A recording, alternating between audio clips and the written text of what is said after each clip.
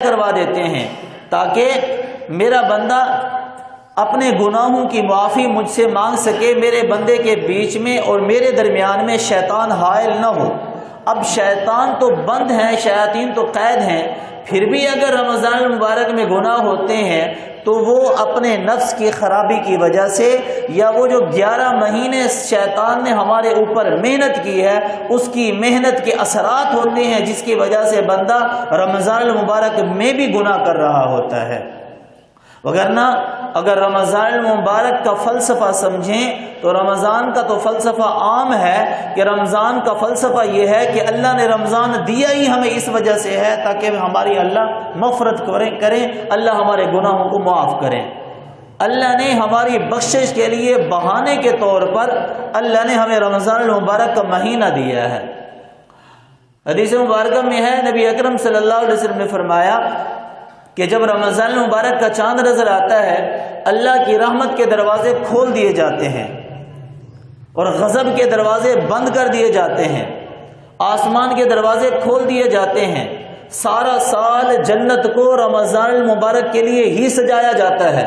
جب رمضان المبارک کا مہینہ آتا ہے تو جنت کے دروازے پھر کھول دیے جاتے ہیں، پھر جنت میں جنتی باغات کے اندر ایک ٹھنڈی سی ہوا چلتی ہے، اور باغات پر جب ہوا کا گزر ہوتا ہے اس ہوا کی وجہ سے جنتی درختوں کے پتے گرتے ہیں، اور وہ پتے حوروں کی پیشانوں پر، حوروں کے سینوں پر وہ پتے لگتے ہیں۔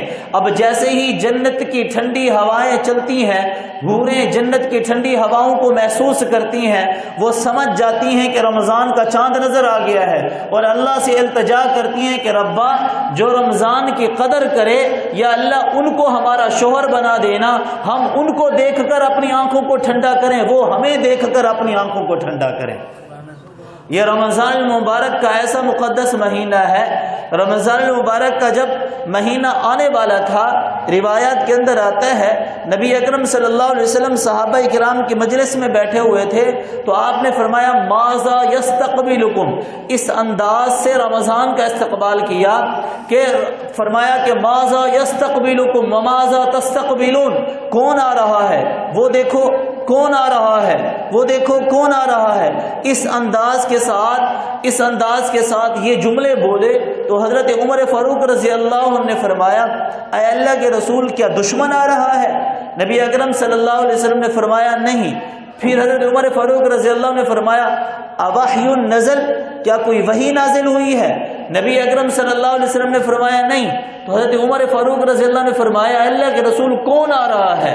نبی کریم صلی اللہ علیہ وسلم نے فرمایا رمضان آ رہا ہے۔ یہ رمضان کے آنے پر رمضان کی اہمیت اور رمضان کے استقبال کے لیے یہ جملے بولے۔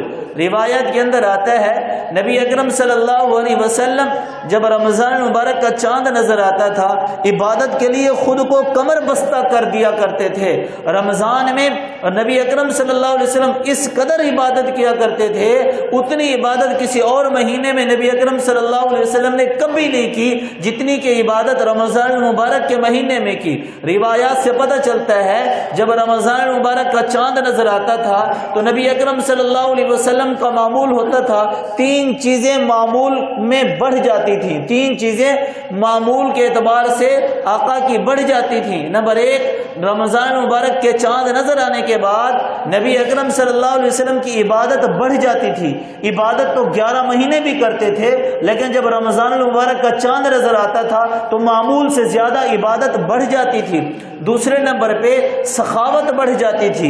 جب نبی اکرم صلی اللہ علیہ وسلم تو سال کے 11 مہینے بھی سخاوت کیا کرتے تھے، غرباء پر لٹاتے رہتے تھے، غریبوں کو دیتے رہتے تھے، اللہ کے نبی کے بعد جو آتا تھا وہ سارا غرباء پر خرچ کر دیتے تھے۔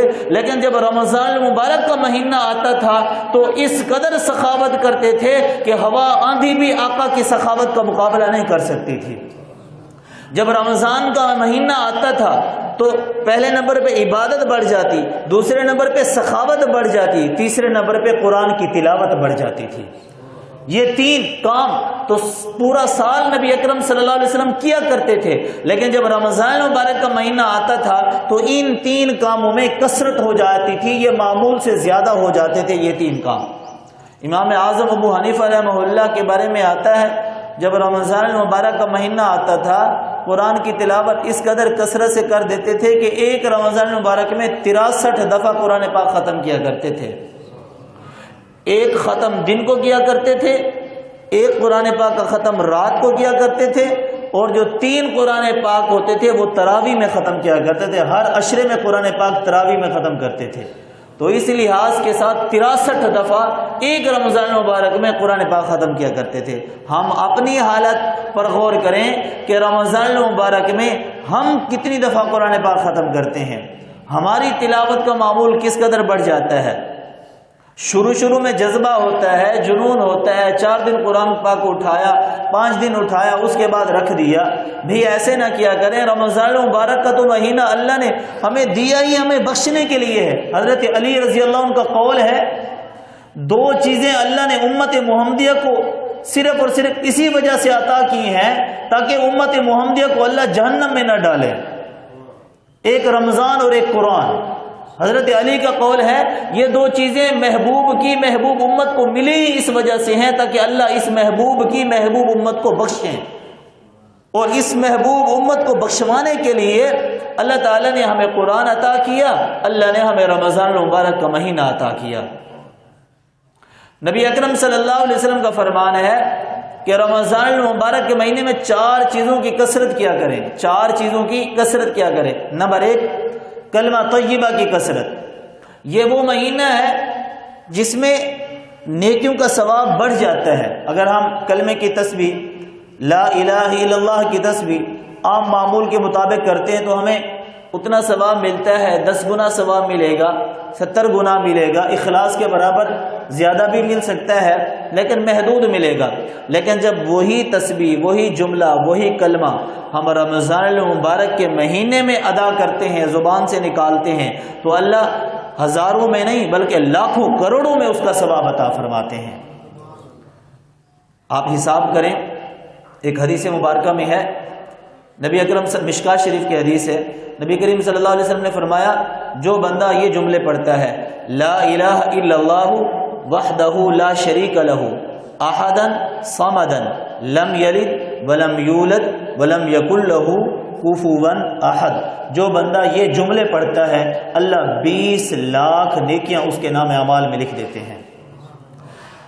اب اگر رمضان المبارک میں یہی جملے پڑھیں لا الہ الا اللہ وحدہ لا شریک لہ احدا صمدا لم یلد ولم یولد ولم یکن لہ کفوا احد، تو اللہ تبارک و تعالی 14 کروڑ نیکیاں بندے کے نام اعمال میں لکھ دیتے ہیں. 20 لاکھ کو ضرب دو. آپ کتنے پر ضرب دو؟ 700 پر ضرب دو. اور 700 صرف محدود نہیں ہے بلکہ جتنا زیادہ اخلاص ہے اللہ تبارک و تعالیٰ اس سے بھی کہیں زیادہ بندے کی سوچ سے بھی بالا تر اللہ تعالیٰ نیکی عطا فرماتے ہیں. عام اصول کے مطابق تو 10 گنا ایک نیکی کا ثواب ہے، لیکن رمضان مبارک میں نیکیوں کی بہار ہے، نیکیوں کی کثرت ہے.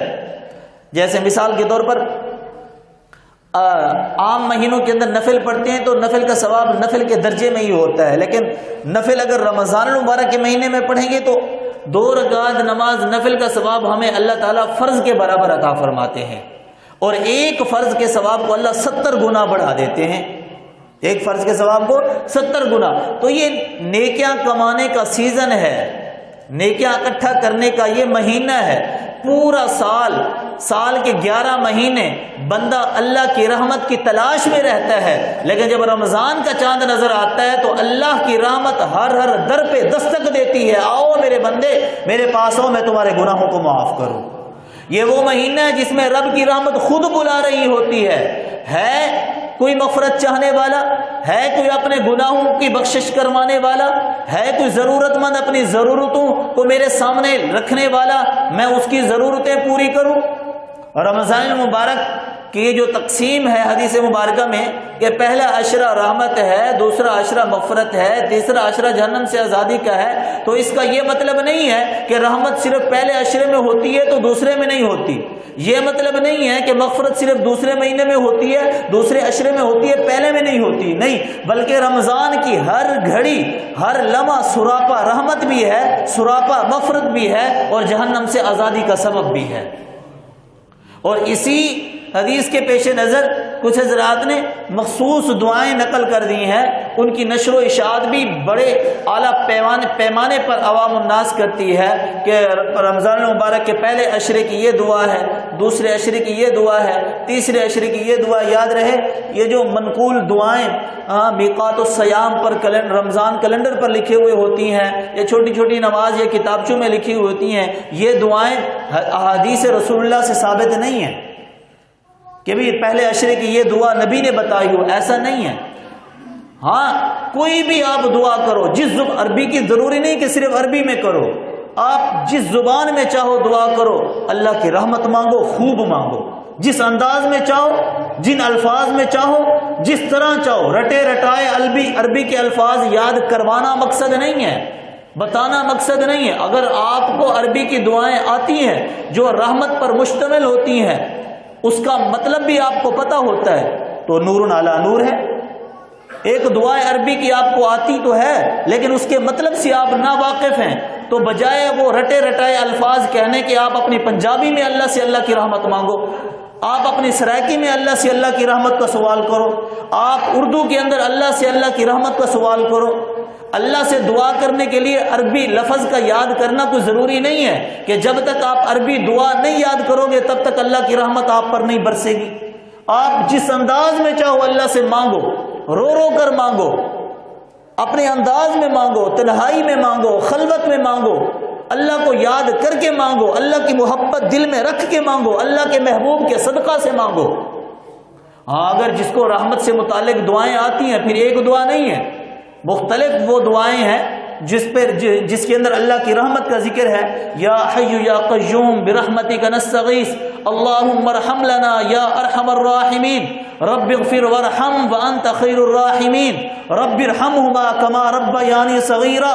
یہ وہ ساری وہ قرآنی دعائیں ہیں، یہ وہ مسنون دعائیں ہیں جو اللہ کی رحمت پر دلالت کرتی ہیں۔ ان میں سے کوئی بھی کریں اگر آپ کو مطلب کا پتہ ہے، نہیں تو اردو کے اندر ایسے ہی دوسرا عشرہ ہوتا ہے تو مغفرت سے جو منقول دعائیں ہیں ان کا رٹا لگانا ضروری نہیں ہے، اپنے الفاظ کے اندر کریں، جس قدر چاہیں مانگیں۔ تو میں بات کر رہا تھا نبی اکرم صلی اللہ علیہ وسلم نے فرمایا رمضان المبارک میں 4 چیزوں کی کثرت کرو۔ کتنی چیزوں کی؟ 4 چیزوں کی۔ نمبر 1 کلمہ طیبہ کی تسبیح، لا الہ الا اللہ کی کثرت، اس قدر کثرت کرو، اس قدر کثرت کرو، روزے کی حالت میں ہو، دن کو ہو، رات میں ہو، حتیٰ کہ آپ کی زبان پہ لا الہ الا اللہ کی اتنی عادت پڑ جائے کہ اگر آپ نیند کے عالم کے اندر بھی ہوں تو نیند میں بھی آپ کی زبان کہہ رہی ہو لا الہ الا اللہ۔ اکثر و بیشتر آپ حضرات نے دیکھا ہوگا جس چیز کا تذکرہ بندہ دن کو زیادہ کرتا ہے عام طور پر رات کو نیند کے اندر بھی وہی زبان پر ہوتی ہے، یا اسی کے رات کو خواب نظر آ رہے ہوتے ہیں، اسی کے خیالات ہوتے ہیں رات کو، جس کا تذکرہ دن کو زیادہ ہوتا ہے۔ تو اگر دن کو آپ اللہ کا نام زیادہ جھپکو گے، اللہ کا ذکر زیادہ کرو گے تو انشاءاللہ العزیز نیند کے عالم میں بھی آپ کی زبان اللہ اللہ کا ورد کرے گی۔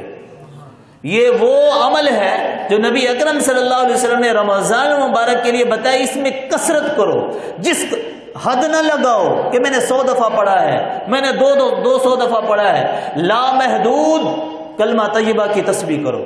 نمبر 2، دوسرے نمبر پہ فرمایا استغفار کی کثرت، استغفار کی اتنی کثرت کرو، اتنی کثرت کرو، اللہ استغفار کی برکت سے ہمارے صغیرہ ہمارے کبیرہ اللہ سارے گناہوں کو اللہ تعالیٰ معاف فرما دے۔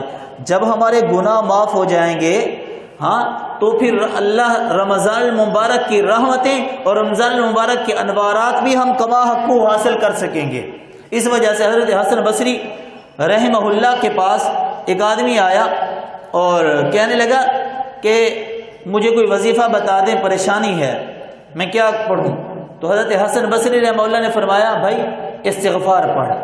وہ بندہ چلا گیا، دوسرا آدمی آیا، اس نے اپنا مرض مختلف بتایا، کوئی اور مرض بتایا، حضرت حسن بصری نے اس کے لیے بھی علاج یہی تجویز کیا کہ استغفار کی کثرت کر۔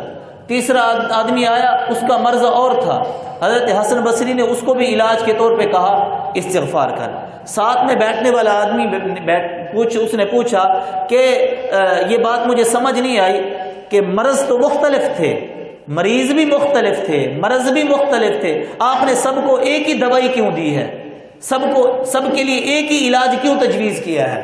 تو حضرت حسن بصری رحمہ اللہ نے بڑے قیمتی جملے بولے۔ آپ نے فرمایا دراصل بات یہ ہے، استغفار ایک وہ مجرب عمل ہے کہ جس کی برکت سے اللہ بندے کے گناہوں کو ایسے صاف کریں گے جیسے پت جھڑ کے موسم میں درخت سے پتے جھڑتے ہیں، ایسے جو ہے نا گناہ جھڑتے ہیں۔ اور جب استغفار کی برکت سے گناہ جھڑ جائیں گے تو اس بندے کا تعلق اللہ سے لگ جائے گا۔ اب جب اس کا تعلق اللہ سے لگ گیا، اس کی دل کی جو مراد ہوگی اللہ وہ پوری کر دیں گے، اس کا جو مرض ہوگا اللہ وہ ٹھیک کر دیں گے۔